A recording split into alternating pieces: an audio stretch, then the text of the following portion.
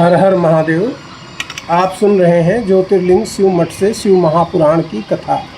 कल आपने अध्याय 20 में पार्थिव पूजन की विधि नामक अध्याय सुना। आज आप सुनेंगे 21वें अध्याय में शिवलिंग की संख्या। प्रातःकाल ज्योतिर्लिंग शिव मठ से एक अध्याय का पाठ आप सभी भक्तों साधकों के लिए प्रस्तुत किया जाता है, जिससे आप सभी भगवान भोलेनाथ से जुड़ सकें। कई बार गृहस्थी में अधिक समय न होने के कारण पूरा शिव पुराण का पाठ आप लोग एक साथ बैठकर नहीं सुन सकते हैं। ऐसी स्थिति में यदि भगवान का नाम, भगवान का पुराण आपके कानों में 20 मिनट से लेकर आधा घंटे तक भी पड़ जाता है, तो भी आपके गृहस्थ जीवन में आनंद आ जाता है। इसीलिए ज्योतिर्लिंग शिव मठ का ये प्रयास है कि हम सबको घर बैठे ही आप लोगों को प्रत्येक दिवस प्रातःकाल एक अध्याय का श्रवण कराएं। इसी रूप में आप सुनेंगे शिवलिंग की संख्या अध्याय 21। एक पार्थिव पूजन वैसे तो करोड़ों यज्ञों का फल देता है। कलयुग में तो केवल शिवलिंग का पूजन ही सभी प्रकार के सुखों को देता है। शिवलिंग भोग मोक्ष का दाता है और जो भी इसका पूजन करता है सदा सुखी रहता है और अंत में मोक्ष को प्राप्त होता है। अब आप इसको सुनेंगे काव्यात्मक अनुवाद में। यज्ञों पार्थिव पूजन 1 करोड़ों यज्ञों का फल देता है। कलयुग में तो शिवलिंग पूजन ही सब सुख देता है। भोग मोक्ष का दाता शिवलिंग, जो इसका पूजन करता है सदा सर्वदा सुखी रहे, वो अंत मोक्ष पद गहता है।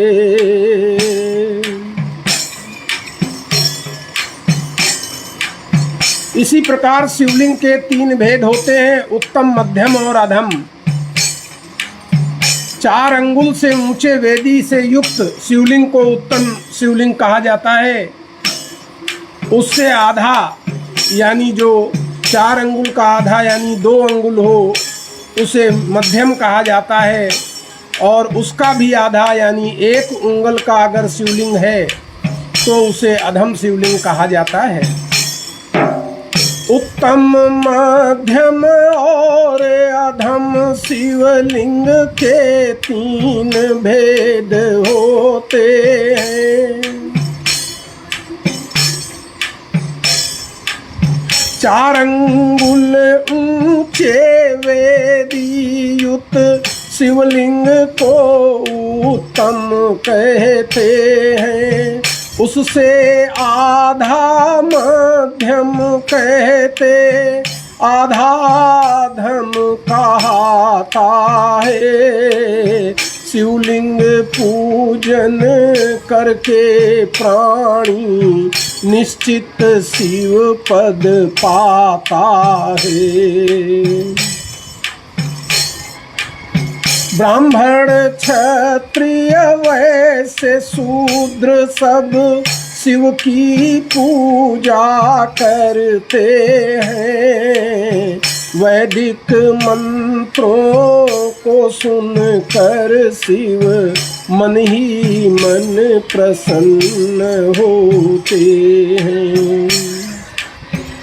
प्रत्येक वर्ण को भगवान भोलेनाथ की पूजा का अधिकार शिव पुराण देता है। इसमें कोई भेद नहीं करना चाहिए। पार्थिव लिंगों की संख्या का निर्धारण कैसे होता है। जैसी मनोकामना होती वैसा निर्धारण होता है। पार्थिव लिंग कितने बनाने हैं, कितने पार्थिव लिंगों की पूजा करनी है, इसका निर्णय आपकी क्या मनोकामना है, जिसको लेकर आप पार्थिव पूजन करना चाहते हैं, उस पर निर्भर करता है। बुद्धि प्राप्ति के हेतु साहस लिंगों का पूजन होता है। 1.5 साहस लिंगों का पूजन धन प्राप्ति हित होता है। अगर किसी व्यक्ति को बुद्धि नहीं है, वो निर्बुद्धि है, तो उसको 1000 लिंगों का पूजन करना चाहिए, पार्थिव लिंगों का। और यदि कोई धन प्राप्त करना चाहता है तो उसे 1500 शिवलिंग की पूजा करनी चाहिए, एक साथ बनाकर उनका पार्थिव पूजन कराना चाहिए। जिसको वस्त्र चाहिए उसे 500 शिवलिंग को पूजित करना चाहिए, और जो भूमि चाहता है उसे भी 1000 शिवलिंग की पूजा करनी चाहिए। 5 शतक शिवलिंग पूजन उनको जो वस्त्र चाहता है, 1 सहस्र उस साधक को जो जग में भूमि चाहता है। इस संसार में जिसको भूमि चाहिए उसे 1000 पार्थिव शिवलिंगों का पूजन करना चाहिए। 3000 शिवलिंग का पूजन उस व्यक्ति को करना चाहिए जिसे दया का भाव अपने अंदर उत्पन्न करना हो, यानी जिसके अंदर दया कम हो, वो दया का भाव बढ़ाने के लिए 3000 पार्थिव शिवलिंगों का पूजन शिव पुराण बताता है। और 2000 शिवलिंग का पूजन जिसे तीर्थ यात्रा चाहिए, वो ऐसे जो तीर्थ यात्रा चाहता है वो यदि 2000 शिवलिंग बनाकर उनका पूजन करता है तो उसे निश्चित तीर्थ यात्रा प्राप्त होती है। 3 सहस्र शिवलिंग का पूजन दया भाव जो चाह रहा, 2000 शिवलिंग का पूजन तीर्थ यात्रा जो चाह रहा।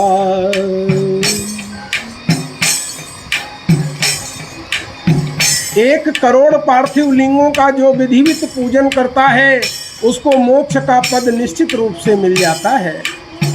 1 कोटि पार्थिव लिंगों का जो विधिवत पूजन करता है, निश्चित मोक्ष प्राप्त होता है, वह निश्चित शिवमय होता है। पार्थिव पूजन कोटि यज्ञ के समान फलदायी है। पार्थिव पूजन शिवलिंगों का कोटि यज्ञ फल देता है। इस पूजन से श्रेष्ठ नहीं पूजन सब दुख हर लेता है।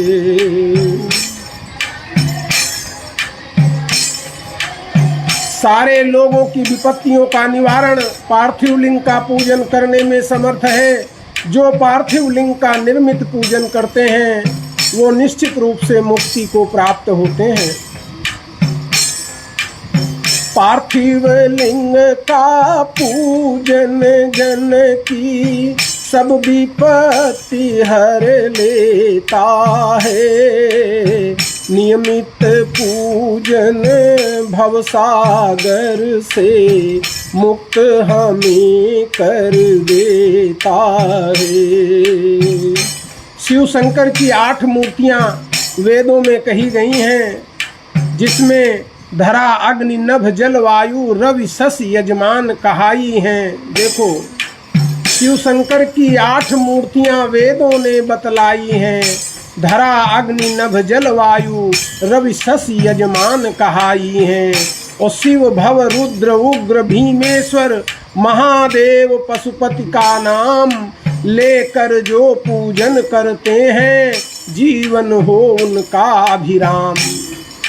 जो भी साधक भक्त शिव भव रुद्र उग्र और भीमेश्वर तथा महादेव और पशुपति का नाम लेकर भगवान का पूजन करते हैं उनका जीवन सुंदर बन जाता है। जो अक्षत चंदन और बेलपत्र से शिवलिंग का पूजन करते हैं वो भव सागर से मुक्त हो जाते हैं और संसार में वो ही प्रसिद्ध होते हैं। अक्षत चंदन बेल पत्र से जो शिवलिंग पूजन करते हैं वो भव सागर से तर जाते वो ही लोक सिद्धि होते हैं। जो ईशान चंड नंदी ब्रख भृंगी शुक्र सोम स्कंद नाम का परदीश्वर का भी ले महाकाल बोले सानंद।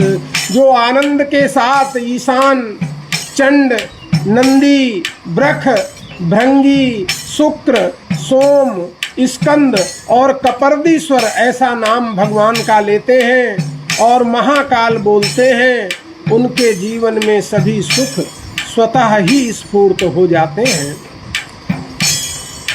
ये जो 10 नाम आपको हमने बताए हैं ये 10 दिशाओं के प्रतीक हैं और इन्हीं नामों से हम 10 दिशाओं का पूजन करते हैं।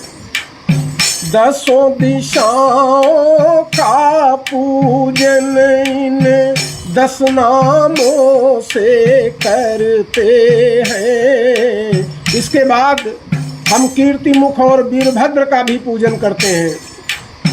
पुनः कीर्तिमुख वीरभद्र का भी पूजन करते हैं। 11 रुद्र पूज कर फिर पंचाक्षर सुमिरन करते हैं। 11 रुद्रों को पूज कर फिर पंचाक्षर मंत्र नमः शिवाय का जप करते हैं और शतरुद्री पंचांग पाठ करते हैं और फिर लिंग की परिक्रमा लगाते हैं। 11 रुद्र पूज कर फिर पंचाक्षर सुमिरन करते हैं। शतरुद्री पंचांग पाठ कर लिंग परिभ्रमण करते हैं। रात्रि दिवस सब देव कार्य उत्तर दिशि मुख करते होते। शिवलिंग से पूरब पश्चिम उत्तर दिशि में भी ना बैठे। रात्रि के समय सभी प्रकार के देव कार्य उत्तर दिशा की ओर मुख करके किए जाते हैं और शिव पुराण कहता है कि शिव साधक को शिवलिंग से पूरब पश्चिम और उत्तर की दिशा में मुख करके कभी भी उत्तर की दिशा में नहीं बैठना चाहिए। पूर्व दिशा शिव सम्मुख होती इष्ट देव को सन्मुख जान। उनके सम्मुख नहीं बैठते बैठे तो होता अज्ञान। पूरब की दिशा जो है वो शिवलिंग के सामने होती है और वहाँ इष्ट देव का विराजमान होना माना जाता है। इष्ट देव सामने है इसीलिए उनके सामने बैठने को अज्ञान माना जाता है। पश्चिम में भगवान का पृष्ठभाग है इसीलिए पीछे से पूजन करने का विधान नहीं है। उत्तर में माता जगदम्बा बैठी हैं, तो वहाँ कौन बैठ सकता है। इसीलिए दक्षिण में बैठकर उत्तर की तरफ मुँह करके साधक शिव का पूजन करते हैं और अपनी कामनाओं की पूर्ति करते हैं। पश्चिम में शिव पृष्ठ भाग है, पूजन कैसे हो सकता है। उत्तर में जगदम्बा सम्मुख कौन बैठ सकता है।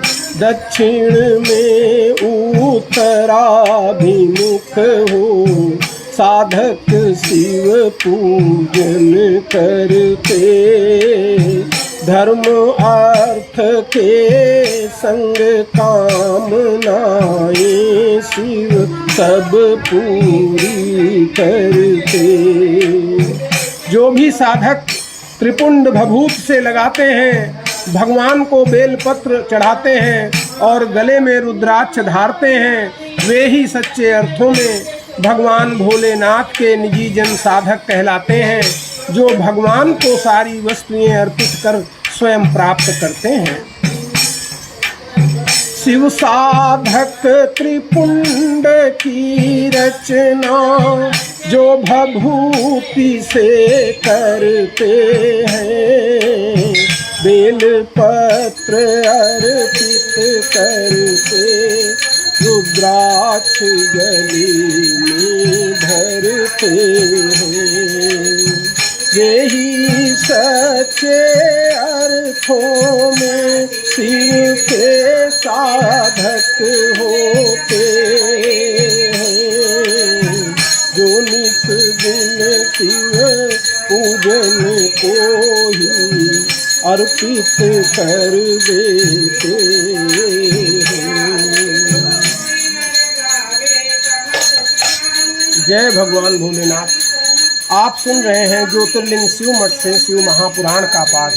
आज के अध्याय में आपने सुना कि कितनी संख्या में पार्थिव लिंग का पूजन करने से कौन सा लाभ प्राप्त होता है।